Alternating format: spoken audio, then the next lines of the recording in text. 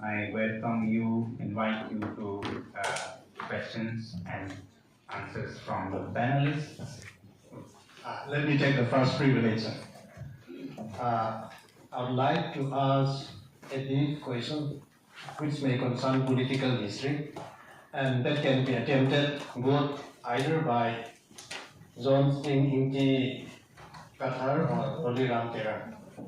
As we know, there was a strong movement for hill state in the 50s by Eastern India Tribal Union. Then after that it was revived with Union, all-party hill leaders conference in the 60s. Then at that time, the erstwhile Nikhil Hills and North Castle Hills could be part of autonomous state of Meghalaya. But as we know from certain writing, so Nikhil Hills and North Castle Hills, they withdrew from the hill state movement, so they were not part of it. So what could be the main reason for their withdrawal from that APHLC?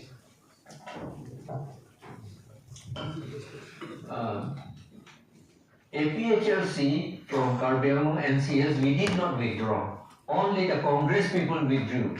And the Congress people were elected people. So they withdrew it. They did not accept it. And they asked for more power. And in their asking for more power, as I have already said, they included with the approval of the governor. That means they have got less power. They did not realize it in 1969. And we did not withdraw. I am still the president of APHLC even now. When my father was a candidate of MLA from APHLC in 1962. And there was no opposition or reaction from the public at the time? We became helpless because the elected people were very strong. They were aided, helped by those majority people. That is how it happened. And then they said that hill state will be only for Christians. Then they played the religious thing. That is, we must talk about this, otherwise we will not know. They said that hill state means for Christians. And if you get hill state, you will not be allowed to drink wine, you will not be allowed to sacrifice, and all this kind of things, and you will have to talk only in English, that kind of thing. Of course, the leaders, their children read in English at that time, in St. Edmunds. That's how it happened. We did not withdraw. We were still there, but the elected people, held by Assam government, they rejected it. Excuse me.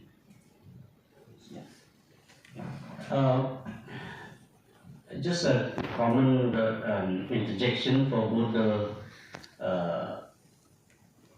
resource persons available offline. Although it sounds very interesting when we talk of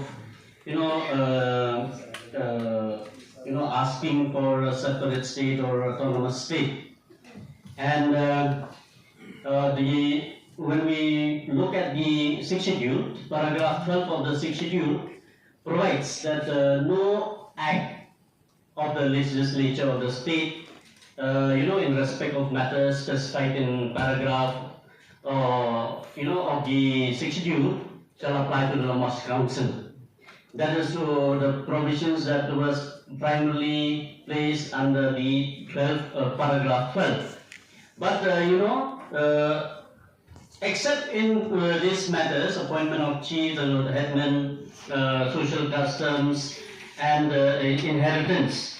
However, we must also go beyond that. In the 7th schedule, it is specifically mentioned that the legislators can make laws on as many as 70 items then, and 22 items under the concurrent list. So now there is a conflict that arises, especially with paragraph A, B, and so on and so forth in other councils.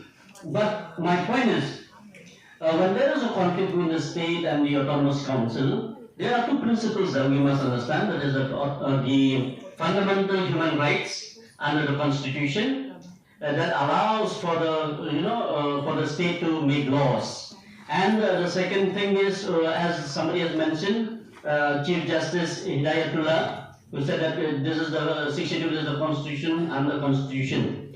However, you see, when the sixth schedule was empowered with making laws on many items, it was when compared to the seventh schedule, it was basically mentioned in the philosophy that the sixth schedule will specifically make laws on the reserved collective cultural rights, which means rights that are specifically related to the tribes, which I mentioned all the three of them. So therefore, when we are expecting that autonomous states can be, we can aspire for autonomous states, how do you actually try to balance between as I said, the fundamental human rights with that of the reserved collective cultural rights? That's my question.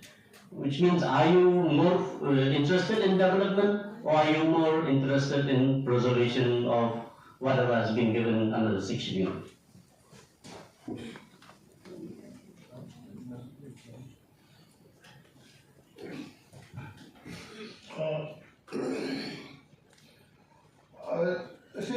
Naturally, what I have said again is that we need to protect our land, our people, our culture, and the ecology.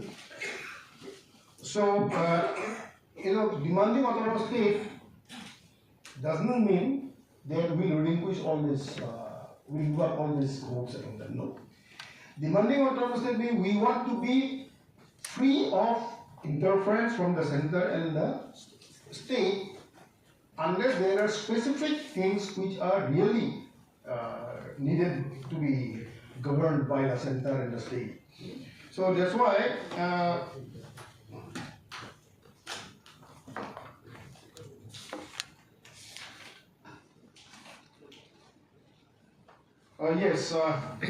we want the 244A should ensure financial independence to some extent.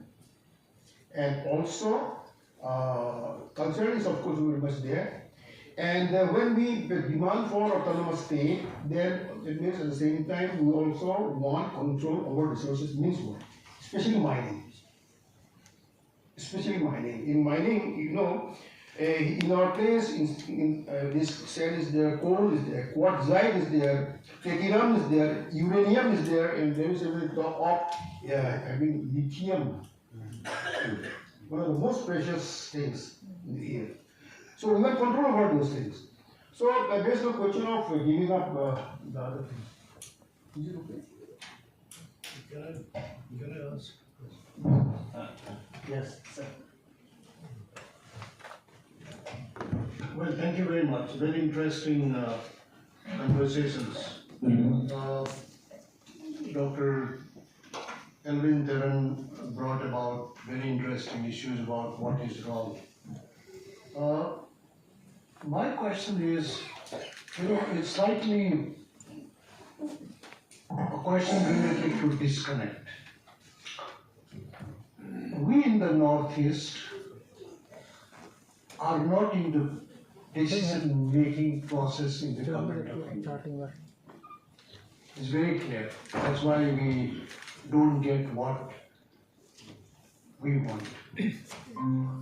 Gujarat gets its share, Tamil Nadu gets its share because they have their representations in bureaucracy, in civil society, in business, in lobbying institutions, and of course in parliament and the cabinet. Under these circumstances, the new dimension has been added in the last 20-25 years is a new generation of political leaders, a new generation of bureaucrats have come into being who cannot relate, who can connect with history. People who were in 50s, 60s, 70s, who were there, they would know what is Northeast, what has happened to 6th schedule, how Constituent Assembly was debated. But today in bureaucracy and today in political spectrum, I distinctly see that they cannot connect. It's a serious disconnection, right? That means whatever decisions they will take will not really benefit us, give any dividends to us. Well, I think the question is for me. No, if you could kindly address, I'm asking a very general question, which I have seen, right? Because I've lived in Delhi for the last many years. That's the reason why you should let me remind you. Let me complete my question. So, what I'm saying today is what Oliram Jew very rightly raised, that this is the draft which we'll have to discard. Even I find there is nothing substantive, right? And this draft has essentially gone out of some of the political leaders or out of some of the constituencies here only. I get the impression that it was discussed here, sent to the government of India, they did this. So this is, before the draft comes to the parliament, can we provide an alternative draft as people's draft, right? As people's amendment draft. Can we do this? We did that in case of Darjeeling. I was personally involved in the sixth schedule which Mr. Gissing wanted to brought minimum things.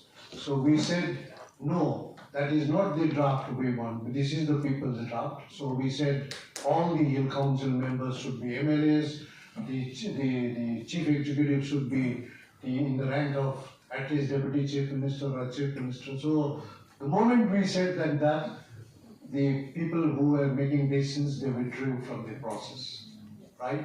We have seen that. So can you provide an alternative draft? This is my first question. Or collectively, to say that this draft will not really meet the aspirations of the people in the coming 30, 40, 50 years. My second question is, nobody really talks about graduating model. Sixth schedule, as you rightly mentioned, as all the panelists rightly mentioned, have these problems, have that problems, 75 years, 30 years, 80, 60 years. But what is the graduate, what is the next model? Right? Is it 244A, as you rightly said? Or is it 244AA or 244AC, whatever it is?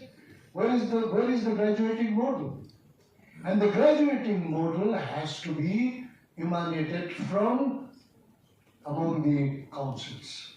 It has to, because if you look into what happened to the 244A model, it actually emanated from among the political parties led by Williamson.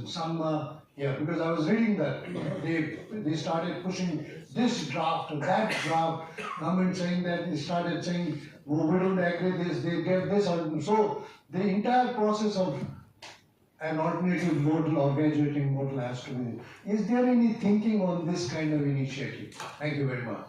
Elvin ji, would you like to respond? Okay, sir. Yes, one thing is this, let us remember that while drafting the constitution also in the Constituent Assembly, as you remember, that during the drafting of sixth schedule also, only Reverend JJM Vibhosar was representing our interests. And that is why even Dr. Ambedkar had to succumb to the demand of the French people that whenever any legislation is made by the council, it will be done after the approval of the Council of Ministers. And this was settled during the Constituent Assembly debate. That is because we did not have enough representatives in the parliament to represent our case. And that is why today asymmetric federalism is a reality in India. It has to be a reality in India because you have to address ethnic problems separately and provide separate solutions. For a country like India where there are numerous communities, numerous interests, new specialities.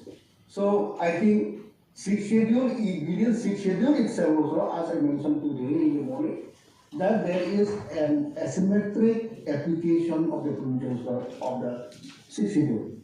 Now, coming to the 125th constitutional amendment, it is being accused that some small politicians, they have done something like that, but no. It was 125th, most of the 125th constitutional amendment which is being done now was also based on the recommendation of the second working of the Constitution Commission, and the part which examined the working of the sixth schedule was the chairman was the late P.A. Sangma. So a lot of the examination had taken place at the national level by a commission. And it was the report of the commission which suggested that in order to strengthen the finance position of the council, Article 280 must be amended to accommodate the council to have access to the finance commission. It was also that decision was also after a prolonged deliberation at the national level and of course with stakeholders. We have had a lot of discussion with the stakeholders itself, and of course there may be certain shortfalls in the constitutional amendment. But it's the attempt to increase more autonomy to those who require autonomy. Except that we have been also vociferously saying that the relation between the governor and district council has to be reviewed. We tried our best in the 1995 amendment, where to restore the position of the governor, so that the governor may be able to take decision on his own without the advice of the council of ministers. Practically, it doesn't happen, and therefore we will need. That's why I say that the entire legislative process of the council must be left alone, and the council of ministers must not intervene in that. They must be extricated from that responsibility. And so, in the way forward, which I also say, is that all those will be necessary to make council sustainable. Of course, we were demanding Article 244A, and Article 244A would not be settled.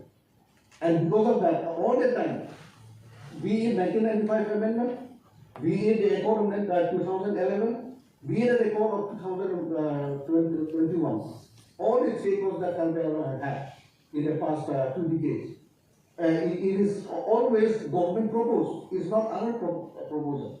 Even Article 244A in both history was the proposal of the union government, not by the agency. Some of them rejected. People like Kopiusun and all they rejected it. But Williamson, Sangma and all they accepted it as an experiment. So it was not their creation, it was offered to them. But even that also, it is something better than our present position. At least in the case of legislation, in the case of financing, we would be better off under Article 244A. And that's what we believe.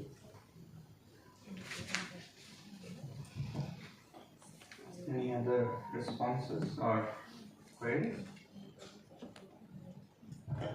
Okay. What I was thinking that for more fun, we need 280 to have connection with Finance Commission.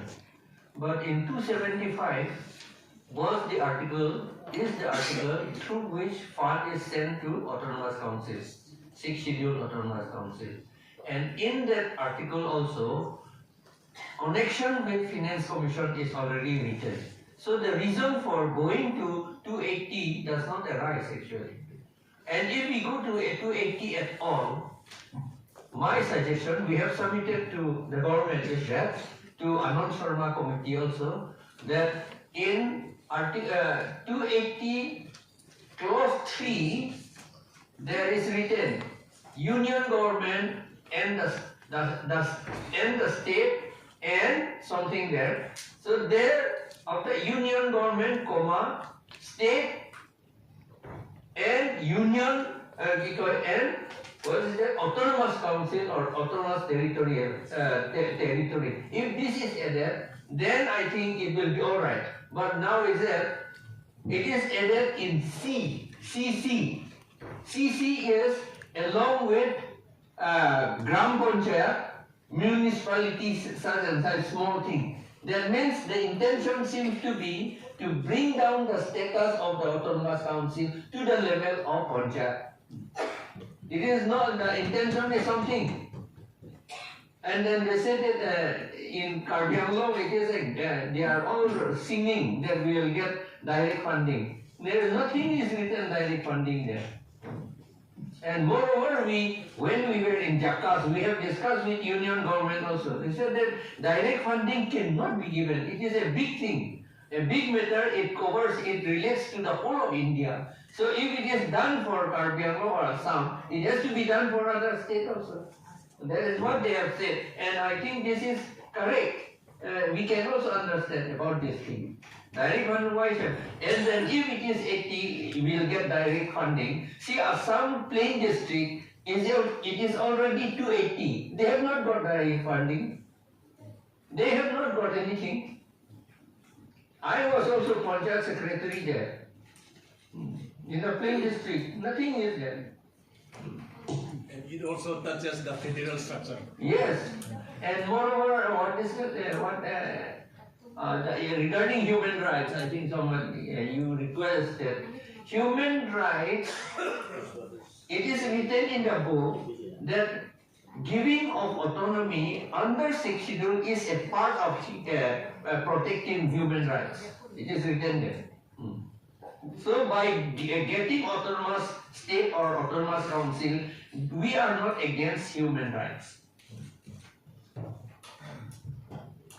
Thank you. Any last questions before we close the session, as it's 7 p.m.?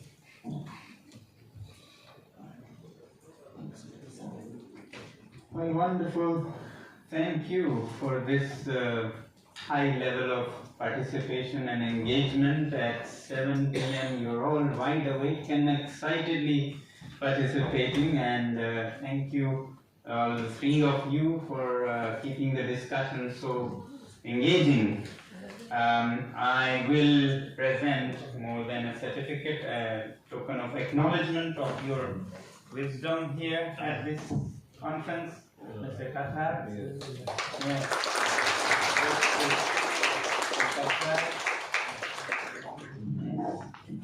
Mr. Sanam.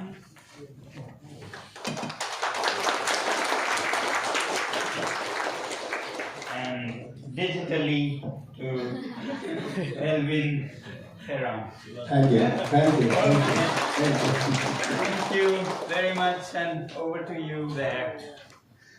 Thank you so much. We extend our heartfelt gratitude to all the speakers, Mr. Elvin Theron, Mr. John Singh Kethan, and Mr. Holiram Theran for the thought-provoking and insightful presentations in technical session 3 around table colloquium. It was an honor to hear from each one of you in such important topics surrounding the 6th schedule. Finally, our deep appreciation goes to Mr. Sanam Wangchuk for chairing this session. Thank you all once again, all the speakers and participants, for making this colloquium a truly enlightening experience and making the first day of the national seminar a huge success. Thank you all. Before we wind up for today, as we conclude today's program, the organizing committee, that is the Karbi Anglong Autonomous Council, Center for Karbi Studies, and the Department of Political Science, Assam University Difu campus, would like to honor the contributions of distinguished individuals with citations. May I request Sir Nobin Theran to please come forward and present this.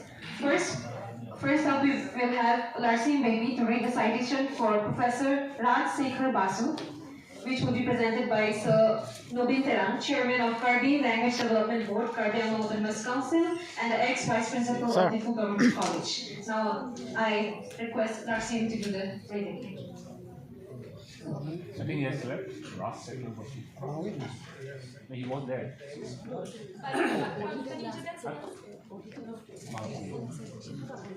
Professor Raj Shekhar Basu teaches at the Department of History, University of Calcutta. He has previously taught at Rabindra Bharati University and Jawaharlal Nehru University. A recipient of several international fellowships and visiting professorships, he has researched extensively on marginal communities of South India. His research has been published in books and journals published by leading national and international publishers. He has also contributed to several encyclopedias, including Banglapedia, Encyclopedia of Asia, and Encyclopedia des Historiographies. Throughout his career, Professor Basu has received recognition and support for his scholarly work. He received the Rotary Fellowship in 1995, the Shastri Indo-Canadian Institute Fellowship in 2000 and 2009, and various grants including the Wellcome Trust Traveling Grant and the Fulbright Grant. He served as the ICCR Chair Professor in Indian Studies at Mykolas Romeris University, Lithuania from 2011 to 2014. He was also the Treasurer of the Indian History Congress from 2010 to 2013. He is an editorial board member for different reputed journals such as Archive Orientali, journal published by the Czech Academy Prague, Acta Orientalica, journal published by the Center for Oriental Studies, Vilnius University, and the International Journal of Area Studies, Vytautas Magnus University Kaunas. The organizing committee of the seminar conveys their best wishes for his future endeavors and expresses profound thanks for his significant contributions to academia, particularly in the fields of history and marginalized studies. This citation is presented on November 12, 2024 at the Arboretum Craft Center, Nipu, Karbi Anglong, Assam, India, and it is signed by Dr. Dhiram Singh Taron, Director, Center for Karbi Studies, Nipu, and Professor Buli Dhanaraju, Seminar Coordinator, Center for Karbi Studies, Nipu.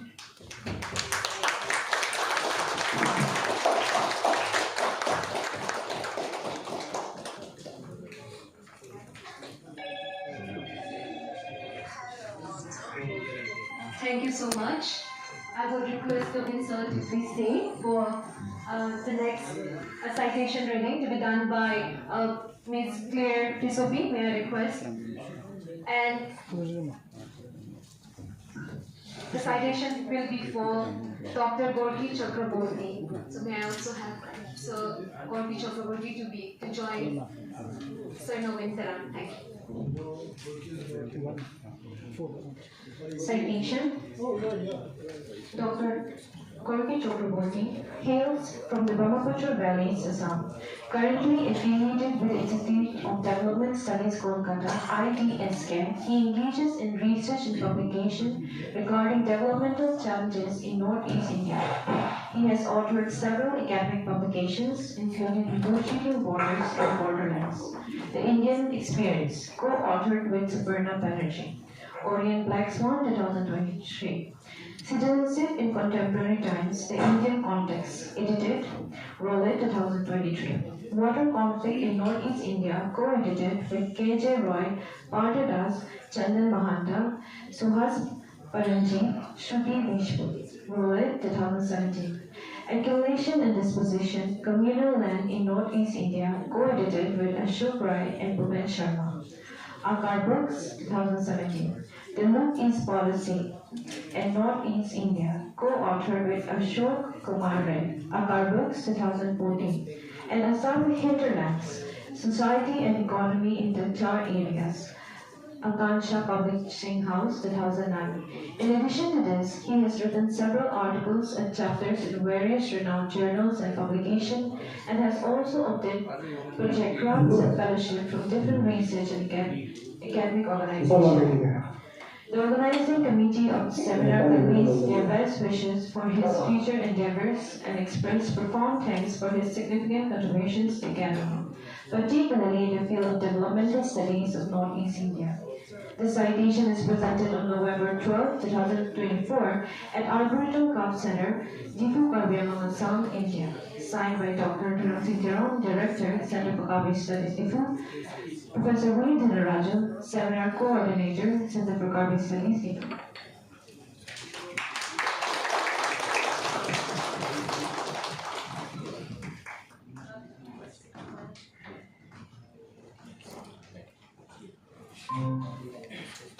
Thank you so much. May I now request Sedimata Rampi to read the citation for Professor Cecil A. Malong.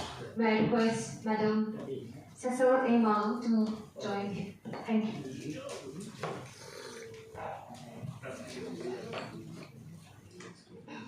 Professor Cecil A. Malong teaches at the Department of History, Northeastern Hill University, Shillong, Meghalaya, currently serving as the Dean of the School of Social Sciences. She conducts research and publishes on the prehistory and archaeology of Northeast India, Neolithic and megalithic traditions in the region, ethnoarchaeology, and the material culture, gender, and social and state formations in the Khasi Jaintia Hills.